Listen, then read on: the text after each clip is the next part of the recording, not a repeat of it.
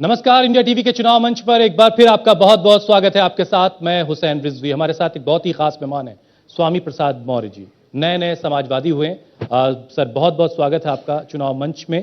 कभी केवट ने प्रभु श्री राम को नदी पार करवाई थी और फिर उनके चरणामृत से अपनी जिंदगी को संवारा था, लेकिन आज के दौर में भी राम राज्य की बात करने वालों को किसी केवट की तलाश रहती है, किसी दलित, किसी पिछड़े की तलाश रहती है, ताकि उनकी राजनीति वाली नाव जो है वो पार लग सके।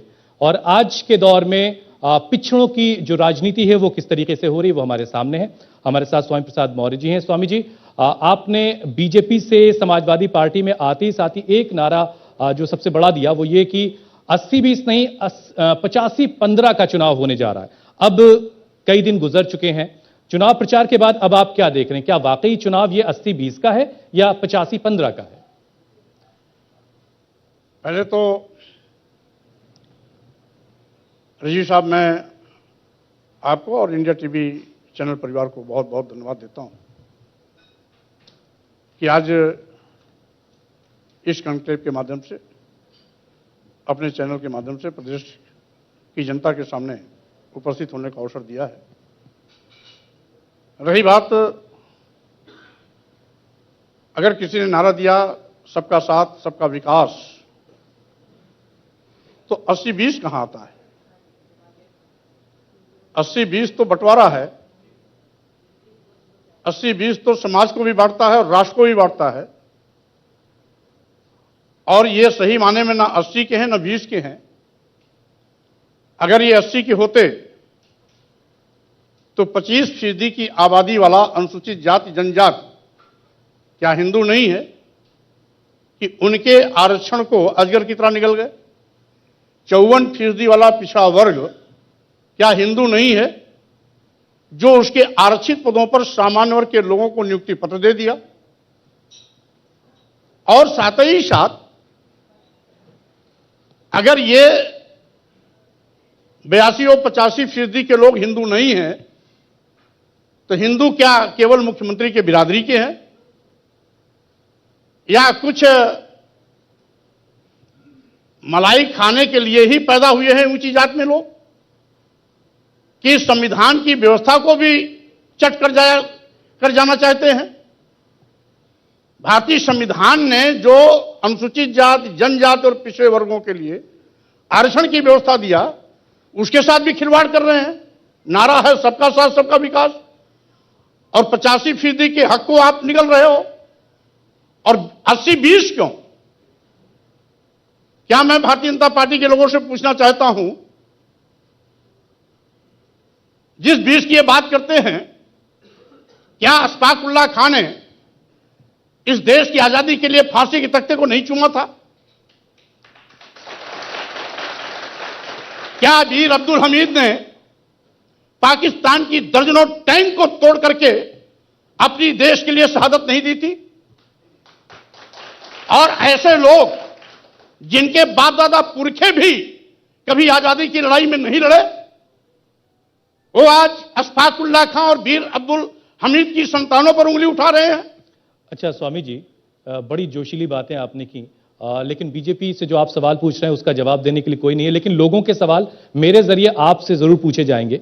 आज जो सबका साथ सबका विकास का नारा देने वाले आपको ठीक नहीं लग रहे हैं, अच्छे नहीं लग रहे हैं।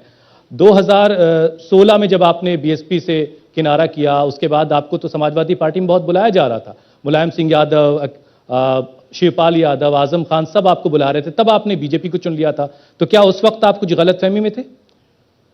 उस समय में गलत मुगालते में था, क्योंकि माननीय मोदी जी जो देश के सबसे बड़े नेता और देश के प्रधानमंत्री भी हैं, उनका मैंने भाषण सुना था। सार्वजनिक सभाओं में कहा था, लोग मुझको नीच कहते हैं क्योंकि मैं पिछड़ी जात में पैदा हुआ हूं। तो मैंने सोचा कि भारतीय जनता पार्टी का चेहरा बदल गया, चरित्र भी बदल गया होगा। पिछड़ी जात में पैदा होने के अपमान होने का अगर किसी को दुख है तो पिछड़ों का दर्द भी उसके सीने में होगा। लेकिन मैंने देखा भारतीय जनता पार्टी में आने के बाद कि किस तरीके से ये कहते जो कहते हैं ठीक उल्टा करते हैं। जिन दलितों और पिछड़ों ने मेरे नेतृत्व में बहुजन समाज पार्टी को छोड़कर बड़े पैमाने पर भारतीय जनता पार्टी और मोदी जी के नाम पर सम्मिलित हुए थे, पूर्ण बहुमत की सरकार बनाया था, 14 साल के वनवास से इनको निकाला था। सरकार में आने के बाद उन्हीं दलितों और पिछड़ों के हक को, उन्हीं के आरक्षण अधिकार को अजगर की तरह निकल गए। लेकिन स्वामी जी, बहुत सारे लोग ये सवाल पूछ रहे हैं कि ये बात, इस गलतफहमी से निकलने में, ये बात समझने में आपको पूरा 5 साल लग गया। पूरी एक सरकार में आप मंत्री रह गए, आपने मंत्री रहते हुए तमाम जो सुख संसाधन होते हैं वो सब भोगे। देखिए, मैं कोई पहली बार मंत्री नहीं था जी। योगी सरकार में 6वीं बार मंत्रिमंडल में शपथ लिया था जी। 3 बार नेता प्रतिनिधि रहा हूं। 42 साल का मेरा संघर्ष का राजनीति है। दलितों और पिछड़ों की प्राथमिकता सदैव मेरे संघर्ष में रहा है।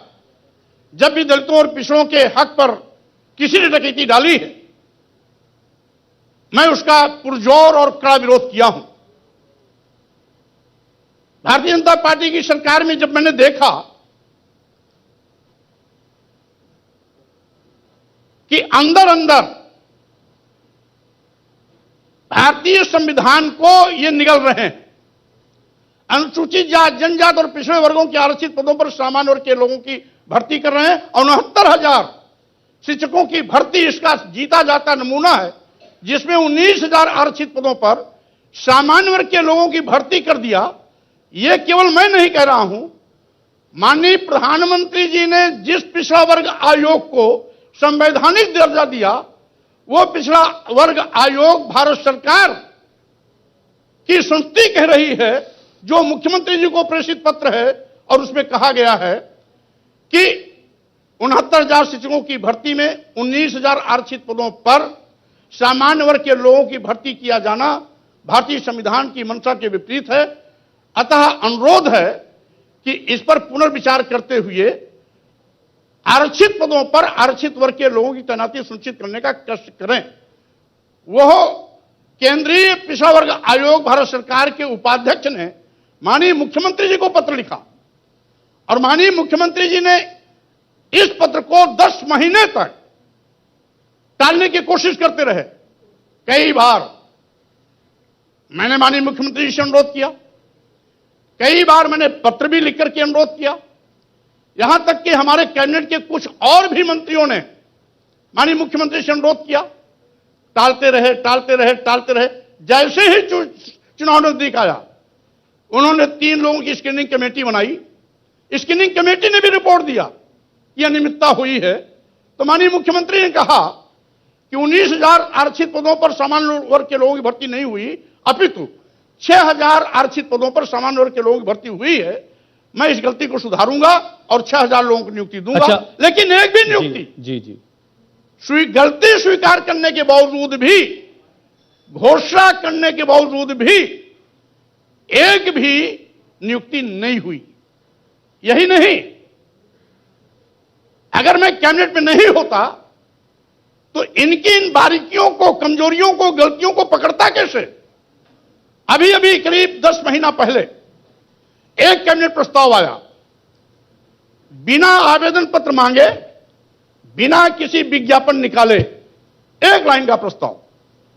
चूंकि अनुसूचित जात, जनजाति और पिछड़े वर्ग के अभ्यर्थी उपलब्ध नहीं हैं, इसलिए इनके स्थान को सामान्य वर्ग से भर लिया जाए। मैंने कड़ी आपत्ति की। मुख्यमंत्री जी ने मेरी आपत्ति पर सहमति जताई, लेकिन उस प्रस्ताव को स्थगित नहीं किया। नतीजा हुआ, प्रस्ताव जीवित रहा, जिसके आधार पर पिछले 8 महीने से 9 महीने से उत्तर प्रदेश के सभी चिकित्सा विश्वविद्यालय, मेडिकल कॉलेजों में एक ही वर्ग जाति विशेष के लोगों की भर्ती प्रोफेसर, रीडर, एसोसिएट प्रोफेसर, ठीक है सर, असिस्टेंट प्रोफेसर, प्रवक्ता के रूप में लगातार हो रही है। ठीक है, बात समझ में आ गई लोगों को। अब जरा ये बताइए कि पहले समाजवादी पार्टी ज्वाइन नहीं करने का फैसला और अब आपने समाजवादी पार्टी ज्वाइन की है, तो उस वक्त से अब के वक्त में क्या ऐसा बदल गया समाजवादी पार्टी में? क्योंकि यह सवाल इसलिए जरूरी है क्योंकि बीएसपी छोड़ने के बाद यह भी खबर थी कि आप अपनी एक पार्टी बनाना चाहते थे। देखिए, यह सही है, क्योंकि समयाभाव था। मोदी जी की पीड़ा कहीं ने मुझे प्रभावित की थी, लेकिन आज मैंने देखा वही ढाक के तेज पार। इनके जो भी आंसू हैं वो घड़ियाली हैं। अखिलेश जी का क्या पसंद आ गया इस टाइम आपको? अखिलेश जी इसके पहले मुख्यमंत्री रहे हैं। उनके तमाम विकास कल्याणकारी योजनाएं, नौजवानों के उत्थान के लिए कार्यक्रम और तमाम समाज के अंतिम पायदान पर रहने वाले लोगों को समाज की मुख्य धारा में खड़ा करने का उनका प्रयास कहीं न कहीं मुझे आकर्षित किया। और साथ ही साथ क्योंकि जो भारतीय संविधान है और भारतीय संविधान निर्माता परम पूज्य बाबा साहब डॉक्टर अंबेडकर ने जो भारतीय संविधान में अपनी मंशा जाहिर की है, उसमें समाजवादी शब्द जोड़ा है। समतामूलक, समाजवादी, राष्ट्र निर्माण की कल्पना करते हुए बात कही है। तो उस समाजवादी विचारधारा को श्री अखिलेश यादव जी राष्ट्रीय अध्यक्ष के रूप में बढ़ा रहे हैं। और साथ ही साथ भारतीय जनता पार्टी की एक कोशिश और भी है, डिवाइड एंड रूल। ये जो 85% बड़ी ताकत है, इसको बांटो और राज करो। और मैं ये चाहते हुए भी कि पार्टी बनाई जाए, इसलिए नहीं बनाया। अगर मैं पार्टी बनाऊंगा तो भारतीय जनता पार्टी की साजिश का फायदा मिलेगा। और इसीलिए हम पूरे पावर को, हम पूरे महाशक्ति को एक प्लेटफॉर्म पर खड़ा करके भारतीय जनता पार्टी को मटिया मेट करने का काम करेंगे। और इसीलिए मैंने अखिलेश यादव जी से बात किया। समाजवादी पार्टी में अपने लाखों लाख कार्यकर्ताओं जनसमूह के साथ जाने का निर्णय लिया। ठीक है, मकसद है समाजवादी पार्टी सरकार बनाना और भारतीय जनता पार्टी जिसने दलितों और पिछड़ों को धोखा दिया उसको सत्ता से बाहर का रास्ता दिखाना। अच्छा, अभी आपने थोड़ी देर पहले, करीब 3 घंटे पहले एक ट्वीट किया है जिसमें आपने योगी जी का वीडियो को आरटी रिट्वीट किया है, जिसमें आप ये कह रहे हैं कि वो ये कह रहे हैं कि वो क्षत्रिय समाज के एक घर में, परिवार में पैदा हुए और उस पर उनको गर्व है। तो इसमें आपको अहंकार दिखाई दे रहा है? देखिए, कोई भी मुख्यमंत्री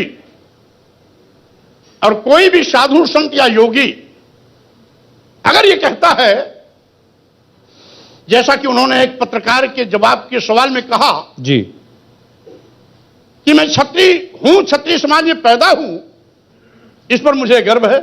पत्रकार ने पूछा था कि आपको राजपूतों को संरक्षण देने का आरोप है, तो उन्होंने कहा कि मैं क्षत्रिय समाज में पैदा हुआ हूं, इसके मुझे गर्व है। और ये क्षत्रिय समाज तो वो समाज है जिसमें भगवान भी पैदा हुए। तो योगी जी इंसान तो बन नहीं पाए, इंसानों का सम्मान तो कर नहीं पाए, भगवान बनने की कोशिश कर रहे हैं। और साथ ही साथ योगी जी को भूल जाना चाहिए कि वो क्षत्रिय हैं। वो पहले गोरखनाथ पीठ, जो बहुत ही सुप्रसिद्ध पीठ है, उसके वो महंत हैं, मठाधीश हैं। मठाधीश साधु संत सन्यासी की कोई जाति नहीं होती है, एक चीज। दूसरी चीज, मुख्यमंत्री किसी जात का हो, किसी धर्म का हो, किसी वर्ग का हो, मुख्यमंत्री बनने के बाद वो सब समाज की बात करता है। जब सब समाज की बात करते हो तो क्षत्रिय होने का दम्भ क्यों? जब आप राष्ट्रवाद की बात करते हो तो जातिवाद का दम्भ क्यों? इसका मतलब है आपका नारा धोखा है, भारतीय जनता पार्टी का नारा धोखा है, आपका चेहरा धोखा है, आपका योगी होना भी धोखा है। और मैं ये कह सकता हूं, अगर एक तरफ आप अपने को कहते हो योगी है और एक तरफ कहते हो क्षत्रिय होने का घमंड है, तो मैं ये कह सकता हूं आप योगी नहीं ढोंगी हैं। लेकिन साथ में यूपी ने भी और पूरे देश ने तस्वीरें देखी कि जब वो एक दलित के घर गए अभी हाल में और वहां जाकर के उनके साथ उन्होंने बैठकर खाना खाया, तो वो तो सबको साथ लेकर चलने का पैगाम भी दे रहे हैं। अगर सबको साथ लेकर चलने का पैगाम ले रहे हैं तो मैं कहना चाहता हूं 25% दलितों ने क्या किया था, 54% पिछड़े वर्गों ने क्या किया था, कि इनके आरक्षित पदों पर सामान्य वर्ग के लोगों को बैठा दिया। इसका मतलब वो अपने को मुख्यमंत्री नहीं मानते, वो अपने को क्षत्रियों का नेता मानते हैं, वो अपने को गोरखपुर पीठ का मठाधीश नहीं मानते, बल्कि वो अपने को क्षत्रिय मानते हैं। इसीलिए न वो मुख्यमंत्री होने लायक है और न मठाधीश होने लायक है। लेकिन इस बार तो टिकटों के बंटवारे में भी अच्छा खासा शेयर दिया गया पिछड़ों को, ओबीसी को। वो तो स्वामी प्रसाद मौर्य का दहशत है कि पिछड़ों को बड़े पैमाने पर टिकट दे रहे हैं। यह स्वामी प्रसाद मौर्य की दहशत है।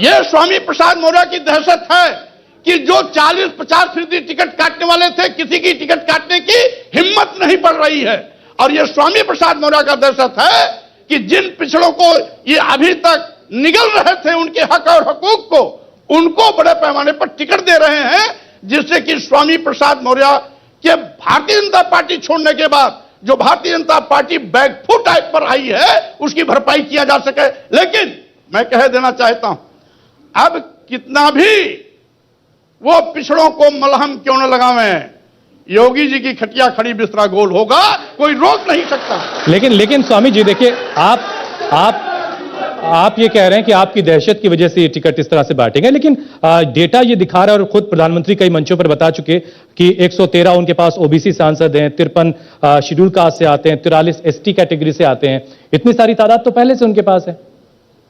उस समय वो भी मेरे कारण ही हुआ था, जब मैं भारतीय जनता पार्टी में सम्मिलित हुआ था। सब कुछ आपकी वजह से हो रहा है। पार्टी से बड़े पैमाने पर जनधार वहां पहुंचा था, तो उसका एक जीता जागता नमूना है। इनके जितने विधायक हैं उसमें 180 विधायक बहुजन समाज पार्टी के बैकग्राउंड से गए हुए हैं।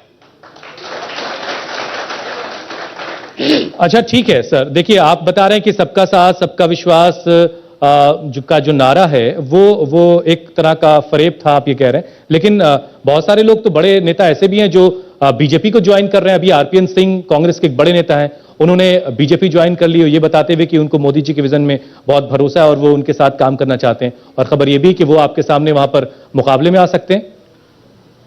जो पिटे पिटाए मोहरे हैं उसको भारतीय जनता पार्टी के लिए लोग कितना भी सजाने की कोशिश क्यों न करें, वो कभी भी भारतीय जनता पार्टी की गिरती साख को बचा नहीं पाएंगे।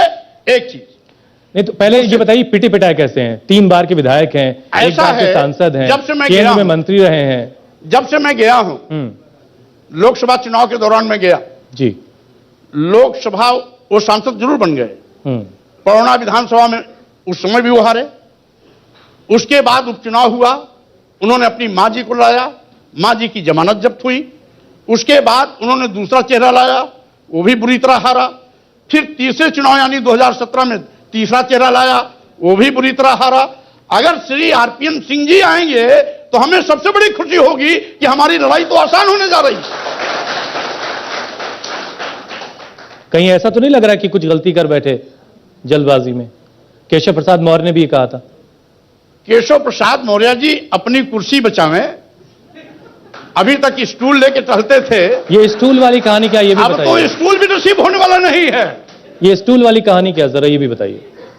अब इसको एक दिन आप सीधे जाकर के श्री केशव प्रसाद मौर्य जी से बात करिएगा जी, और उनसे आप खुद पूछिएगा कि आपको स्टूल वाला उप मुख्यमंत्री क्यों बोलते हैं। अरे आप सरकार में रहे, आप ही बता दीजिए। अब इसलिए कि माननीय मुख्यमंत्री जी ने एक बार बैठक किया था जी, उसमें कई अधिकारी थे। बैठक में बात से पहुंचे, देखा अगल बगल कोई कुर्सी लगी नहीं है, पीछे स्टूल पड़ा था, स्टूल उठाए लेके अपने हाथ से आए, उसे बैठ गए। इसलिए स्टूल वाले मुख्यमंत्री हैं। अच्छा, एक बात ये भी बहुत कही जा रही थी जब आपने बीजेपी छोड़ी, समाजवादी पार्टी में गए, कि आप ऊंचाहार से टिकट चाहते थे अपने बेटे के लिए, उत्कर्ष के लिए, जिसको लेकर के पार्टी ने खारिज कर दिया और इस वजह से आपने समाजवादी पार्टी ज्वाइन कर ली। लेकिन बेटे को टिकट तो अब भी नहीं मिला है। क्योंकि जब मांगा ही नहीं गया और वहां पर हमारा सिटिंग विधायक है, स्वाभाविक रूप से जो सिटिंग गेटिंग हो रहा है तो उसमें औचित्य ही नहीं उठता। दूसरी चीज, भारतीय जनता पार्टी का ये आरोप बेबुनियाद है। मैं तो जब बेटे को टिकट मिल रहा था शुरुआती दौर में बहुजन समाज पार्टी में, उस समय विरोध किया था। माननीय बहन जी ने यह कहकर के कि राष्ट्रीय अध्यक्ष मैं हूं कि तुम हो, फैसला पार्टी का मैं करूंगी तुम करोगे, नहीं, मैंने कहा बहन जी आप हैं तो कहने मुझे निर्णय लेने दो। और भारतीय जनता पार्टी में भी बिना बुलाए इन लोगों ने मौका दिया था। और बात रही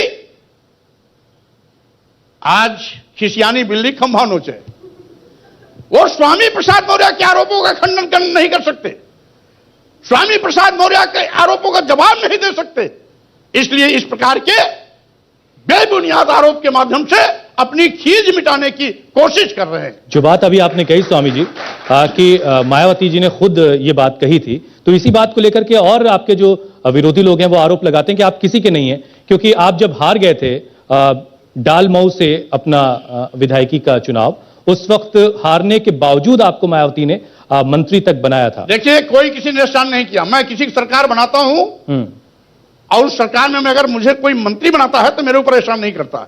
हार जाने के और बीएसपी छोड़ने के बाद बहन मायावती जी क्या हैसियत है आप नहीं देख रहे हैं क्या? आज जिनका आंकड़ा 20 के नीचे आ गया, इस बार दहाई के नीचे जाने वाला है, आप उनकी बात कर रहे हैं। हम ही लोगों ने जोड़ करके, हम ही लोगों ने जनाधार खड़ा करके सरकार बनाने का काम करते थे। हम ही लोगों ने भारतीय जनता पार्टी की सरकार बनाई थी, भारतीय जनता पार्टी को मैंने छोड़ा है। आप देखिएगा 10 मार्च का परिणाम आएगा, भारतीय जनता पार्टी का बुढ़िया बिस्तर बन जाएगा, कहीं ये खड़ी होने वाली नहीं है। और अब लेकिन पूरी बीएसपी आपके बूते जीत रही थी, लेकिन आपके बेटे उत्कर्ष मौर्य चुनाव हार जा रहे थे। देखिए, वहां पर जो समीकरण था, देखिए चुनाव में समीकरण कभी कभी काम ठीक करते बात है। हैं। समीकरणों से भी कभी कभी हार जीत होती है, और 1700, 1500, 1000 से कोई हार नहीं होती है। इसलिए हार और जीत ये दोनों लोकतंत्र में राजनीति के दोनों पहलू हैं। जो हारता वही जीतता है और जो जीतता वही हारता है, इसलिए वो बहस का विषय नहीं। रही बात, अगर हमें टिकट मांगना होगा, हमारे पास लाखों लाख का जनाधार है, हम उनके लिए बात करूंगा। हमारे बहुत से कार्यकर्ता हैं, मेरी शुरुआती राजनीतिक सफर के साथ हैं, अगर मौका मिलेगा हम उनके लिए बात करेंगे। बेटी बेटा क्या, ये तो बेटी बेटा मेरी राजनीति में बाद में आए, मैं राजनीति में शुरुआत पहले किया, बेटी बेटा तो बाद में पैदा हुए, और जो बाद में पैदा हुआ वो हमारी राजनीति का केंद्र नहीं है, बल्कि हमारे साथ लाखों जनाधार में वो भी एक व्यक्ति के रूप में खड़ा दिखाई पड़ता है। और रही बात, ये छोटी सोच के लोग छोटी बात करते हैं। ठीक है, देखिए अभी आपने बेटी बेटा दोनों का जिक्र कर लिया, इसलिए अब जरा बेटी की भी बात कर लेते हैं। संघमित्रा मौर्य आपकी बिटिया रानी है, वो बीजेपी में है इस वक्त। समाजवादी पार्टी ज्वाइन करने के बाद जब उन्होंने किसी एक सवाल के जवाब में बताया कि उनसे आपकी इस बात को लेकर के कोई चर्चा नहीं हुई थी। अभी लास्ट आपकी कब उनसे बात हुई? और वो ये भी कह रही हैं कि पिता के प्रति जो उनका कर्तव्य है वो निभाती रहेंगी। देखिए, पहली बात तो ये, मैं कभी कोई भी राजनीतिक फैसला किसी से पूछ नहीं करता हूं। राजनीतिक फैसला, लेकिन वो आपको अपना राजनीतिक गुरु मानती हैं। राजनीतिक फैसला जब भी दलितों और पिछड़ों के हक पर कोई कुठाराघात करता है, भारतीय संविधान पर चोट करने की कोशिश करता है, आरक्षण से खिलवाड़ करता है, दलितों और पिछड़ों के आरक्षित पदों पर अपने चहेतों को बैठाने का पाप करता है, तो स्वाभाविक रूप से ऐसे लोगों को स्वामी प्रसाद मौर्य कभी बख्शते नहीं हैं, और उसका परिणाम भी, दुष्परिणाम भी उनको भोगना पड़ता है। और इसीलिए मैं कहना चाहता हूं, राजनीतिक फैसला राजनीति मैं करता हूं। 80 विश्वविद्यालय में, इलाहाबाद विश्वविद्यालय में 1980 में छोड़ा हूं, उसके बाद मैंने संघर्ष की और राजनीति शुरू किया, संघर्षों के बलबूते पर इस मुकाम तक पहुंचा हूं।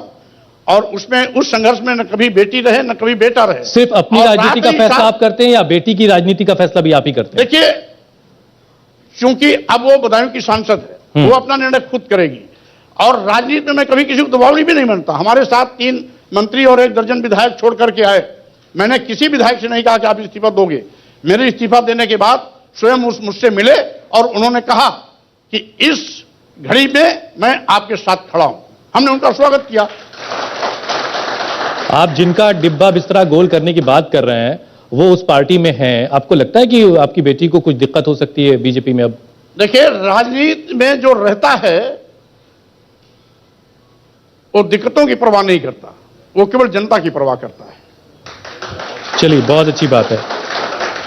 अच्छा, पिछले चुनाव में पिछले के वक्त में बहुत ज्यादा जो पिछड़ों का, दलितों का साथ भी बीजेपी को मिलता रहा है, तो अभी के वक्त में जो बहुत ज्यादा आरोप बीजेपी लगा रही है कि अखिलेश यादव या उनकी पार्टी को लेकर के कि कार सेवकों पर उन्होंने किसी जमाने में गोली चलवाई थी, और अब राम मंदिर की भी बात कर रहे हैं, राम जी की भी बात कर रहे हैं। ये बात कुछ बैकफुट पर लाती है आप लोगों को? अब भारतीय जनता पार्टी के लोग गड़ा मुर्दा उखाड़ने के आदी हैं।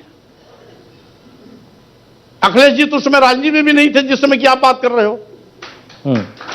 अखिलेश जी कहां आते हैं? अखिलेश जी तो 2012 में पहली बार मुख्यमंत्री बने हैं। अब बाबा आदम के जमाने की बात याद करके मुख्यमंत्री सोचती हम इससे जीवन दान पा जाएंगे।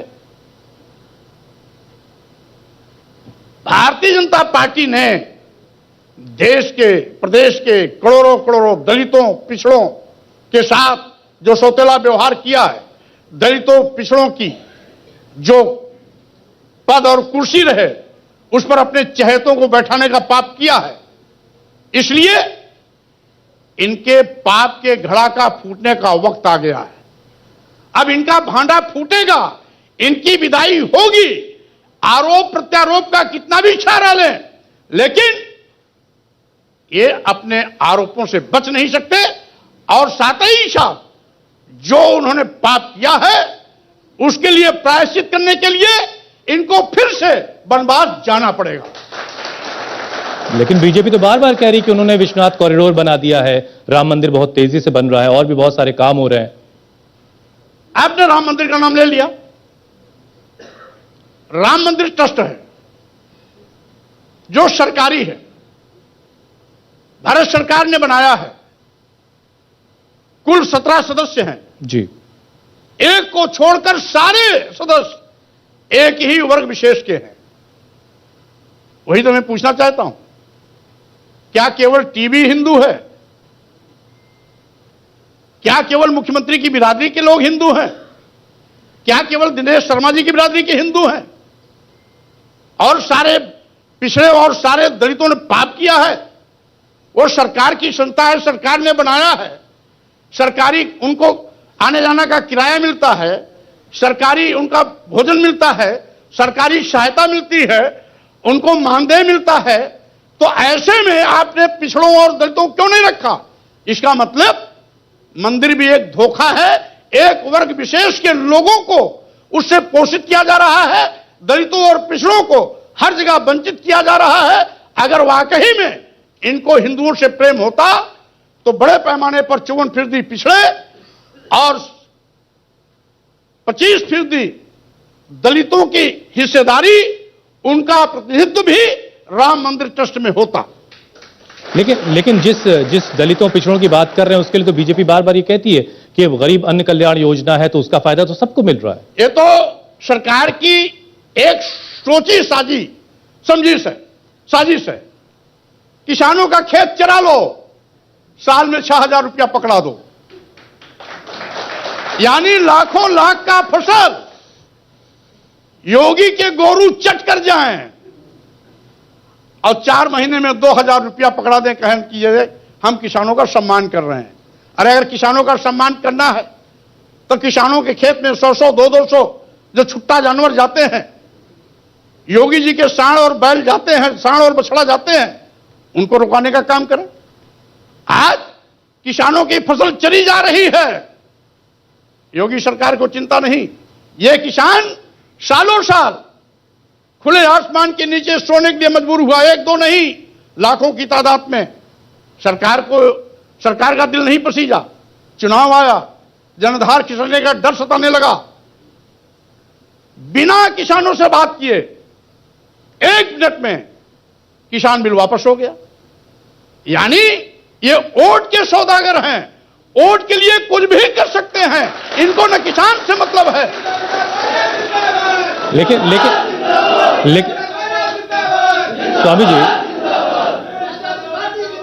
स्वामी जी लेकिन इनको न किसान से मतलब है, न दलितों से मतलब है, न पिछड़ों से मतलब है। जैसे ही केवल किसानों, दलितों, पिछड़ों, बेरोजगार नौजवानों और साथ ही साथ छोटे व्यापारियों को जिस तरीके से शोषण का शिकार बनाया है, आज वो बेचारा और लाचार हो गया। लाचार बना के टाफी पकड़ाते हैं, किसानों का खेत चरा करके 2000 रुपया पकड़ाते हैं। लेकिन स्वामी जी, जैसे ही आप ये बात कहते हैं ना, वैसे ही सामने से फौरन ये बात कह दी जाती है, तो क्या फिर गाय और बैल को कटने दिया जाए? उसके लिए आप जगह जगह क्यों नहीं खाने पीने की व्यवस्था करते? क्यों नहीं बाड़ा बनवाते? क्यों नहीं उनके लिए गौशाला बनवाते? गौशाला बनवा करके तो अभी आप जब सरकार में थे करते? अभी आप जब सरकार में थे तो कितनी गौशालाएं बन रही थी, कितना कैसा काम कर रही थी? उस गौशाले में जो चारा पानी की व्यवस्था नहीं रहेगी तो गाय वहां मरेंगी, तो स्वाभाविक रूप से वहां के जो रखवाले हैं वो छोड़ देते हैं, जाओ खेत चलो, किसान सबसे सस्ता है, वो जाओ उसका रात में फसल चढ़ करके आओ, दिन में बटोर के फिर लाके खड़ा कर देंगे। अच्छा, ओवैसी ने भी एक मोर्चा बनाया है, असदुद्दीन ओवैसी, आप जानते तो होंगे उनको, आजकल उत्तर प्रदेश में काफी पाए जाते हैं वो। आप बता रहे हैं, मैं नाम सुन रहा हूं। अच्छा, तो उन्होंने एक भागीदारी मोर्चा बनाया है और वो तो ये कह रहे हैं कि किसी एक पिछड़े को वो सूबे का मुख्यमंत्री बनाएंगे और उनके बगैर तो यूपी की सियासत होगी नहीं। अब इसको तो आपको ओवैसी जी से पूछना चाहिए, ओवैसी के विषय में कोई जवाब नहीं दे सकता हूं। आप चूंकि पिछड़ों की बात कर रहे हैं वो, ओवैसी जी की बात ओवैसी से पूछिए। नहीं, वो चूंकि पिछड़ों की बात कर रहे हैं, इस वजह से आपसे पूछ रहा हूं। अब वो पिछड़ों के उत्थान की बात कर रहे हैं। ओवैसी जी खुद अगड़े मुसलमान हैं, जो पिछड़ा है नहीं तो वो पिछड़ों का दर्द क्या समझेगा? जाकी पैर न फटी बेवाई उका जाने पीर पर आई, जाकी पैर न फटी बेवाई उका जाने पीर पर आई। तो चैलेंज कौन है सामने? स्वामी प्रसाद मौर्य जब अब समाजवादी पार्टी में है तो चुनौती कौन है सामने? जिस तरीके से साइकिल की रफ्तार 4 गुने तेजी के साथ आगे जा रही है, समाजवादी पार्टी की सरकार बनाता है, अब कोई भी पीछा नहीं कर पाएगा। भारतीय जनता पार्टी का आंकड़ा 2017 के पहले 42 विधायक का था, अब हमारा लक्ष्य है 50 के नीचे ला जा करके इनको पुरानी हैसियत पर खड़ा करने का और इनके पारिश्रमिक करने का मौका देने का।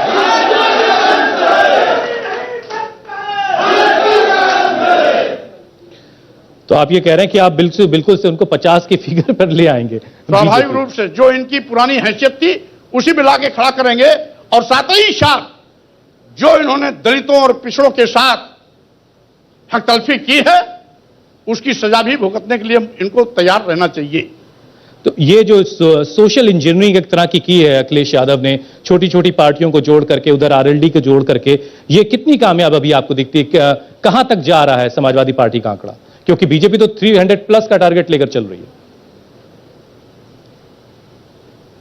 वो मुंगरी लाल के सपने देखते रहे, सपने हसीन होते हैं। वो दिन गए जब दलितों और पिछड़ों ने इनकी सरकार बनाई थी। अब वही दलित पिछड़े भाजपा को सत्ता से बाहर करेंगे, अखिलेश यादव जी के नेतृत्व में समाजवादी पार्टी की सरकार बना करके फिर से उत्तर प्रदेश को विकास के रास्ते पर ले जाने का काम करेंगे। चलिए, आने वाला वक्त तय करेगा कि उत्तर प्रदेश की आवाम क्या फैसला करेगी, लेकिन नए नए समाजवादी बने स्वामी प्रसाद मौर्य कह रहे हैं कि वो योगी जी का बोरिया बिस्तर बिल्कुल से बांधने की तैयारी उन्होंने कर ली है और अखिलेश यादव की अगुवाई में उत्तर प्रदेश में समाजवादी पार्टी की सरकार बनने वाली। लेकिन इंतजार करना होगा कि उत्तर प्रदेश की आवाम क्या फैसला करती। बहुत बहुत शुक्रिया सर, हमारे लिए बहुत बहुत धन्यवाद। इंडिया टीवी हर वक्त हर जगह डाउनलोड करने के लिए सर्च करें India TV news Google play store या ऐप स्टोर पर।